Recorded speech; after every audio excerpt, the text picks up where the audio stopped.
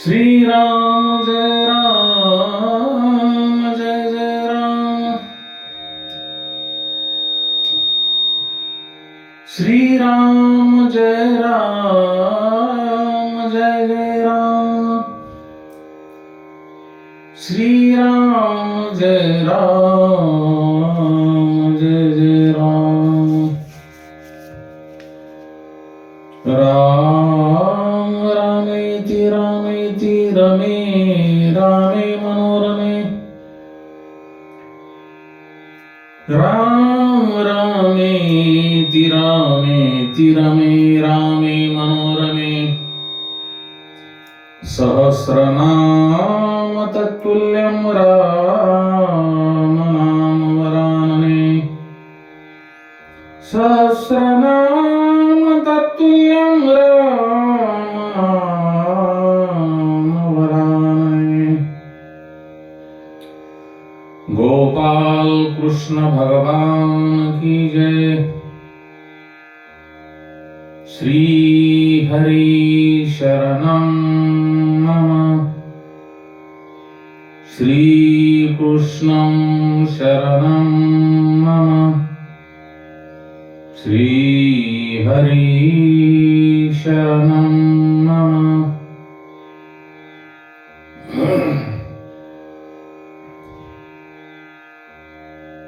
सुखदेव यांनी राजा परीक्षितांना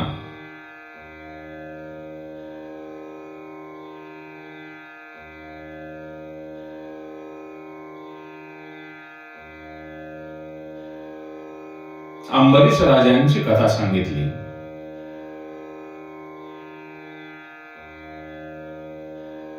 राजा अंबरीश हा राजा नागभागांचा पुत्र होता.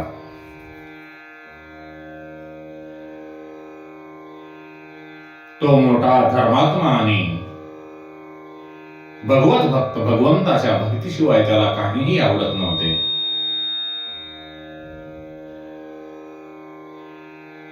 अंबरीश राजा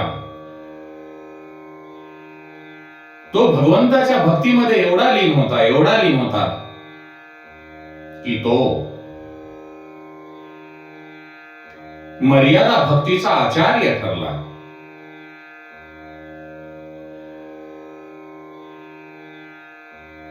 अंबरीश म्हणजे अंबर म्हणजे आकाश. अंबर म्हणजे आकाश आणि ईश म्हणजे ईश्वर.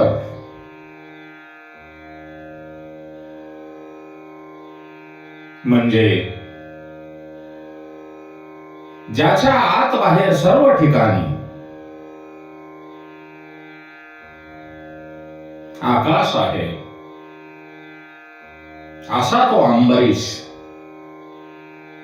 ज्या अंबरीशाला सर्वच ठिकाणी परमात्मा दिसतो, भगवंताचे दर्शन होते, तो अंबरीश.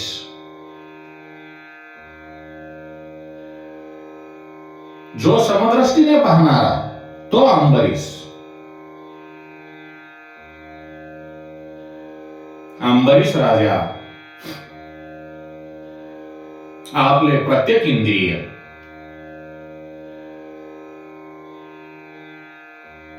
परमेश्वराच्या चरणावर अर्पण करतो, तो अंबरीश. राजा अंबरीश हा भगवंताचा महान भक्त होता. तो मर्यादा भक्त होता, मर्यादा भक्तीचा आचार्य होता.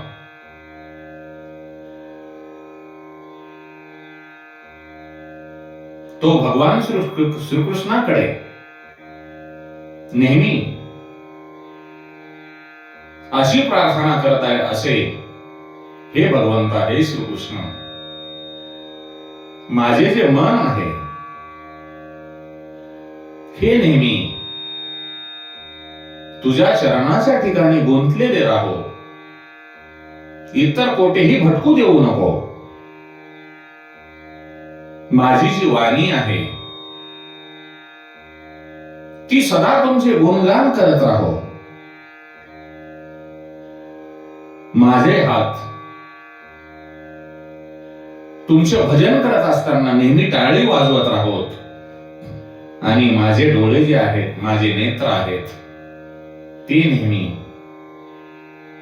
तुमची मूर्ती निहाळत राहोत, पाहत राहोत. आणि हे जे माझे मस्तक आहे, ते मस्तक नेहमी तुमच्या चरणी लीन राहो, असा राजा अंबरीश महान भगवत भक्त होता. राजा अंबरीश हा भक्तीचा आचार्य आहे. भक्ती मार्गामध्ये भक्ती करत असताना तन आणि धन यांना काहीही महत्व नसते.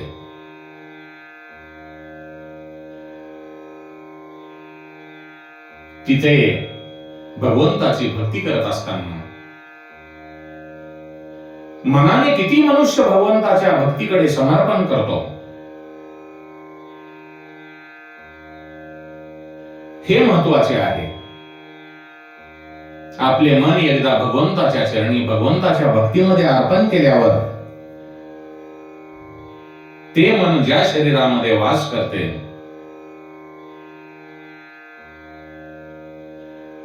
ते शरीर त्या मनाला अनुसरून वागते. म्हणून तन आणि धनाचा, शरीराचा आणि पैशाचा भगवंताच्या भक्तीसाठी काही उपयोग नाही. फक्त तो आहे म्हणजे मनाचा. मनाने जर आपण भगवंताच्या भक्तीकडे वळलो तर आपण शरीराने सुद्धा भगवंताच्या भक्तीकडे वळू आणि पैशाने सुद्धा भगवंताच्या भक्तीकडे वळू. शरीराचा संबंध हा मनाशी असतो. शरीर हे स्वतंत्र नसते.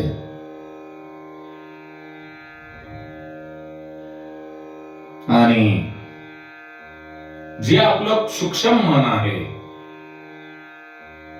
त्या सूक्ष्म मनाचा संबंध शरीर आणि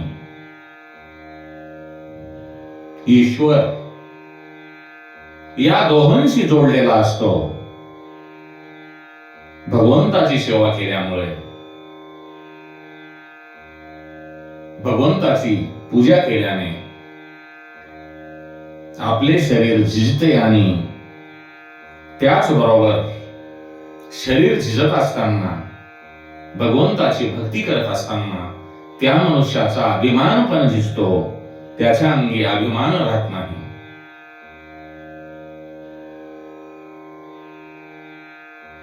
राजा अंबरीश जो होता, तो भगवंताची दास्य भावाने भक्ती करत होता. त्याच्या राजवाड्यामध्ये राजा म्हणल्याच्या नंतर अनेक नौकर चाकर होते, पण भगवंताची, ईश्वराची, भगवान श्रीकृष्णांची, योगेश्वर श्रीकृष्णांची पूजा मात्र तो स्वतः जातीने करत असे. आजकालची मंडळी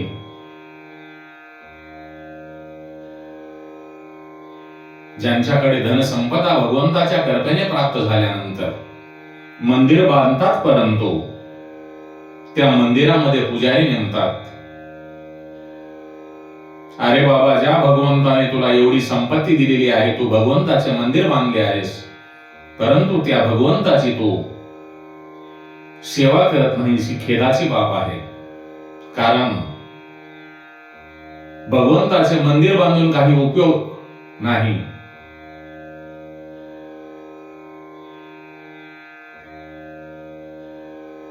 भगवंताने तुम्हाला जन्माला फक्त त्यांची भक्ती करण्यासाठी, त्यांचे नाम संकीर्तन करण्यासाठी, चांगले कार्य करण्यासाठी घातलेले आहे. जे का रंजले गांजले त्यासी माने जो आपुले. जे का रंजले गांजले त्यासी माने जो आपुले. जे का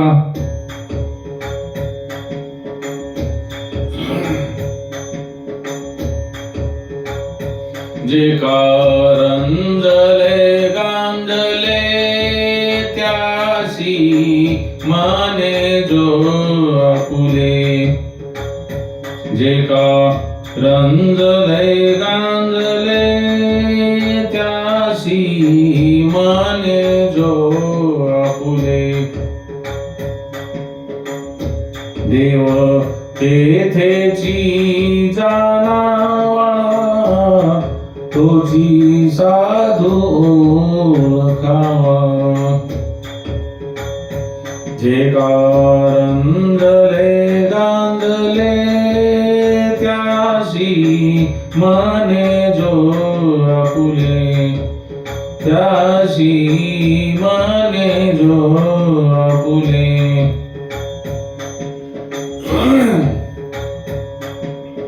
या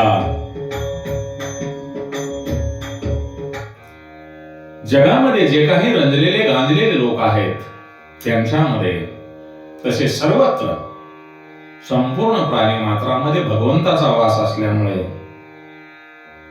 राजाच्या राजवाड्यात भरपूर नौकर चाकर असताना सुद्धा राजा जातीने स्वतः भगवान श्रीकृष्णांची यत्र योगेश्वर कृष्ण पार्थ धनुर्धर त्या भगवंताची राजा स्वतः जातीने पूजा करत असत.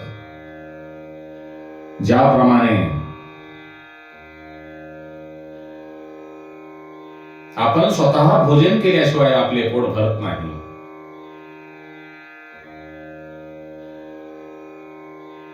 दुसऱ्याने जर जेवण केले तर आपले पोट भरते का नाही, त्याप्रमाणे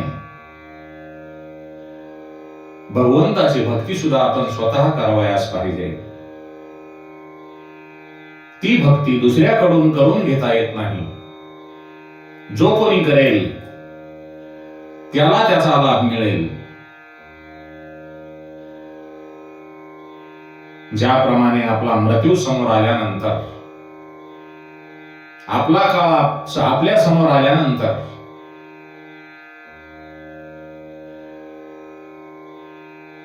आपले मरण आपल्या समोर आल्यानंतर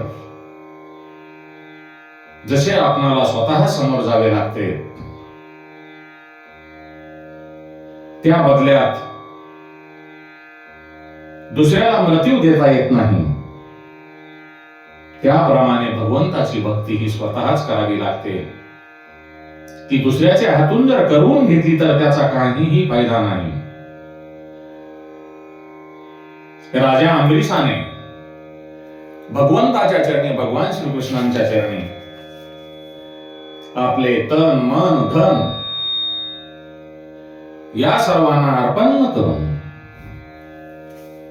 भगवंताची भक्ती करत होते.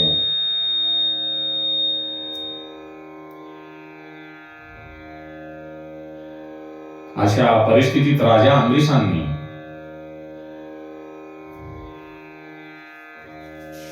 एकादशी व्रत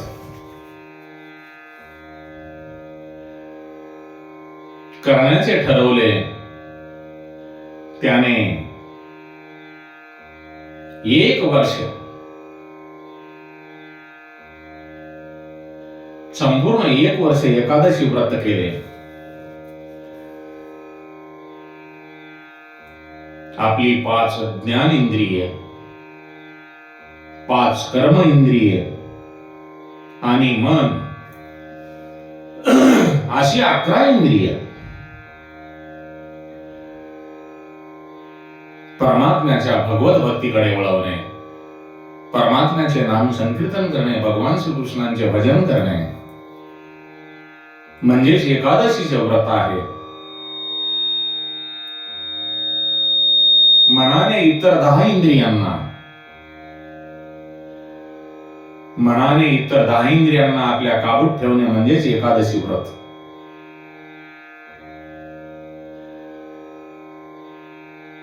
द्वादशीच्या दिवशी भोजन करणे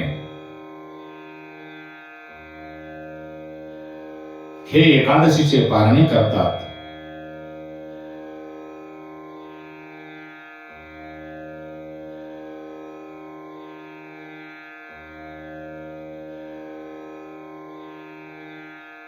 आणि काही मंडळी म्हणतात की उपवास करून जर देव भेटत असेल तर मग बरेच असे लोक आहेत की ज्यांना जेवण मिळत नाही. बाबांनो, इतक्या अंधश्रद्धेमध्ये जाऊ नका. एक दिवस आपल्याला याचा पश्चाताप करावा लागेल.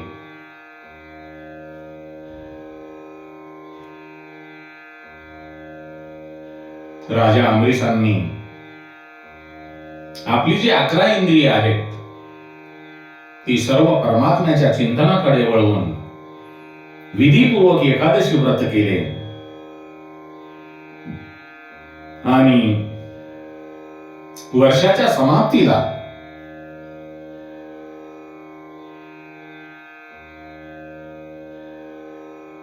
त्या व्रताचे पारणे करण्याकरिता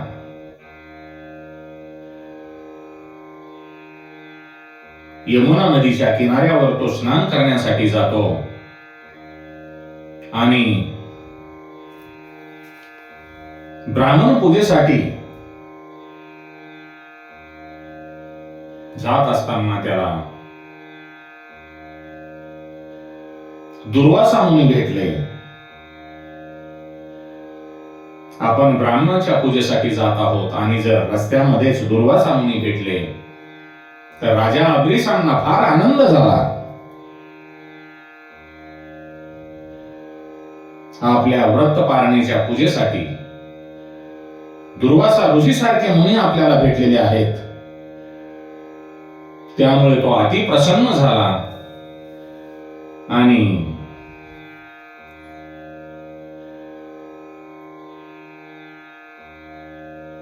दुर्वासा मुनी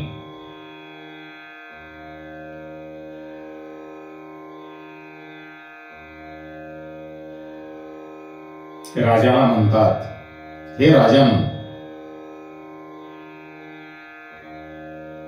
मी माझ्या कर्मातून निवृत्त झाल्यानंतर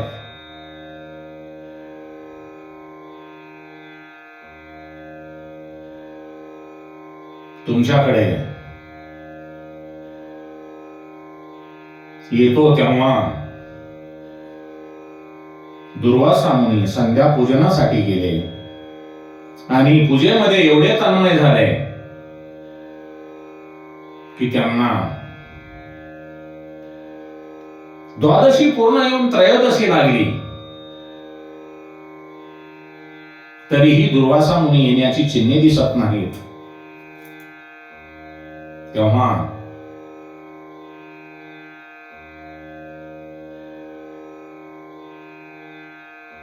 राजा अस्वस्थ होतो आणि तो दुर्वासा मुनीची पूजा केल्याशिवाय तर आपल्याला एकादशीचे पारणे सोडावयाचे नाही. आणि ब्राह्मण भोजनाशिवाय आपण पारणेही सोडू शकत नाही. तेव्हा द्वादश गेली आणि त्रयोदशी संपत आली. राजाजवळील इतर ब्राह्मण त्यांना, अमरीश राजांना, तुम्ही तोपर्यंत पाणी पिऊन पारणे करा.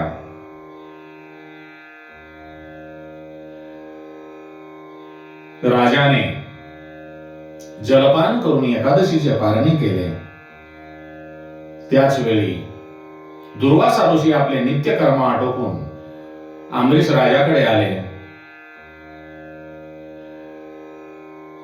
आणि राजाने पाणी पिऊन पारणे सोडलेले आहे हे ऐकून ऋषी दुर्वासांना राग आला आणि संतापाच्या भरात ते अमरीश राजांना म्हणतात, हे राजन,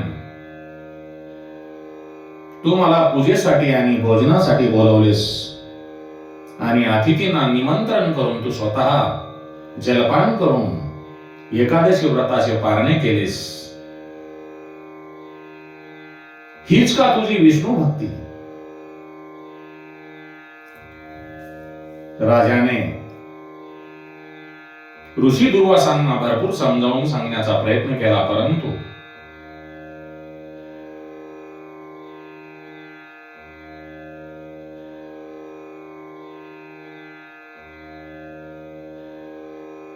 ऋषी दुर्वासांनी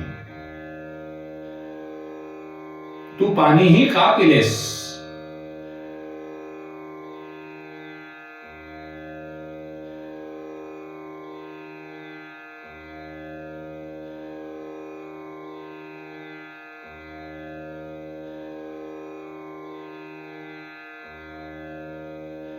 असे म्हणून आपल्या क्रोधाने दुर्वासा मुनींच्या क्रोधातून कृत्या नावाची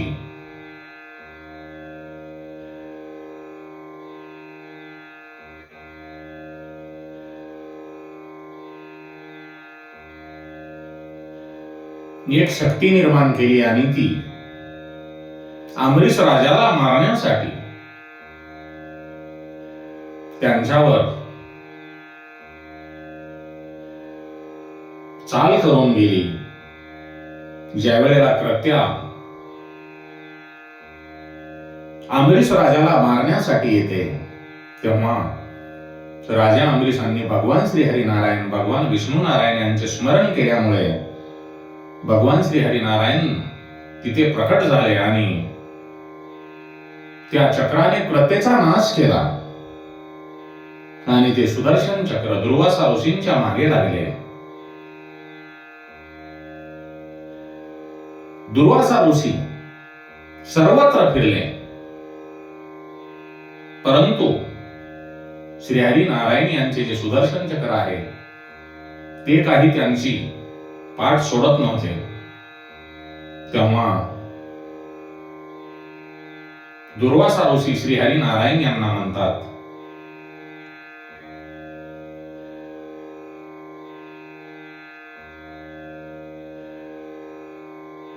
मी या चक्रापासून सुटण्यासाठी मला काय उपाय करावा लागेल? तेव्हा श्रीहरी नारायण दुर्वासा ऋषींना सांगतात, तुम्ही राजा अमरीशांना शरण जा. तो माझा परम भक्त आहे आणि त्याच्या परम भक्तीमुळेच मी त्याच्यावर प्रसन्न झालो आहे. त्याने त्याच्यावर संकट आल्यामुळे माझे स्मरण केले आहे आणि त्याचे संकट निवारण करण्यासाठी मी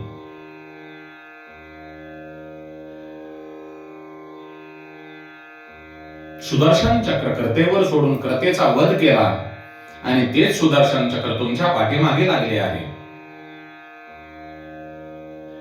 दुर्वासा ऋषींना राजा अमरीशाला शरण जाण्याशिवाय काहीही पर्याय नव्हता.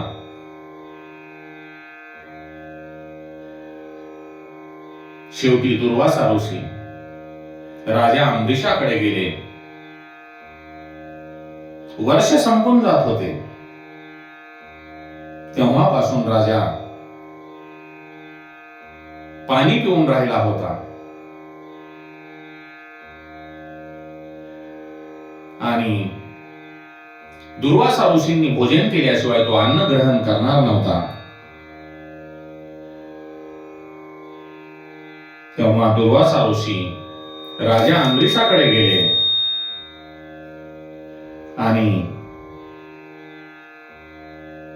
ते राजा अमरीशाची क्षमा मागतात. अमरीशाला म्हणतात,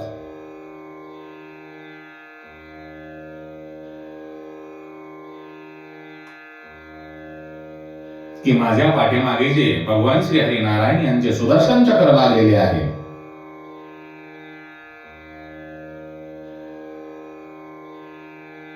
ते थांबावं. तेव्हा राजा अमरीश भगवान श्री हरिनारायण यांचे स्मरण करताच सुदर्शन चक्र शांत होते. भगवंताच्या फक्त नाम संकीर्तनामुळे भगवंताचे सुदर्शन चक्र शांत होते. राजा अंबरीश हा शुद्ध भक्तीचे स्वरूप आहे आणि दुर्वास हे दुर्वासनेचे स्वरूप आहेत. भक्तीमध्ये विघ्न आणणे हे दुर्वासा ऋषींचे काम आहे आणि दुर्वासांनी तेच केले. पण राजा अंबरीश आपल्या भक्तीमध्ये आढळ राहिला. आपल्यामध्ये जी दुर्वासना असते, दुर्बुद्धी असते, त्या दुर्बुद्धीमुळे मनुष्याचा अभिमान जागा होतो आणि त्यातून क्रोध नावाचा प्राणी जन्माला येतो आणि त्या क्रोधातून कृत्या निर्माण होते आणि ती भक्तीला मारायला जाते. तेव्हा ज्ञानरूपी सुदर्शन चक्र भक्ताच्या मदतीला धावून येते. जी भक्ती शुद्ध आहे त्या भक्तीला कोणीही मारू शकत नाही. बाबांनो, सर्वांमध्ये ईश्वर पाहणे हेच खरे ज्ञान आहे आणि या ज्ञानाशिवाय भक्ती दृढ होत नाही. ज्ञानामुळे समभाव जागा होतो आणि ज्यांचा समभाव जागा होतो तो व्यक्ती ज्ञानी असतो आणि एकदा भक्ती सिद्ध झाली की सर्व शास्त्राचे ज्ञान होते.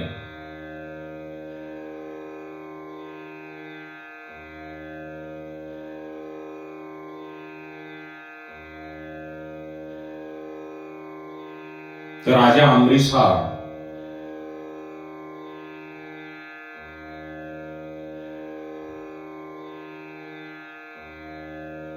भगवंताचा भक्त होता आणि त्याच्या ठाई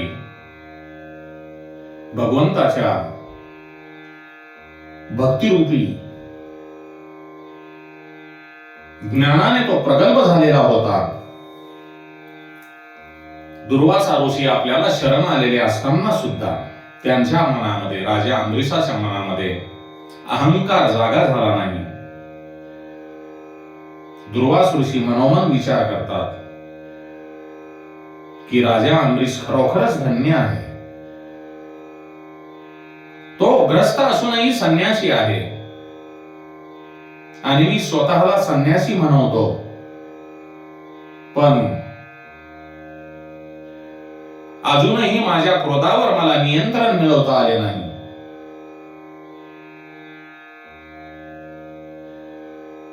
भगवंताच्या भक्तीचा महिमा सांगण्यासाठी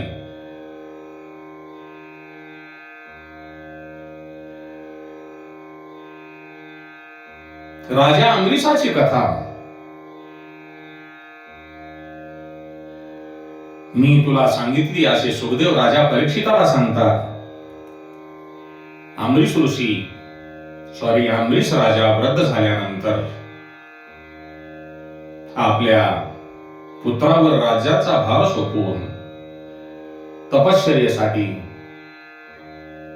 वनामध्ये निघून जातो. म्हणून तन मन धनाने भगवंताची भक्ती करा, भगवंताच्या चरणामध्ये लीन व्हा. श्री राम जय राम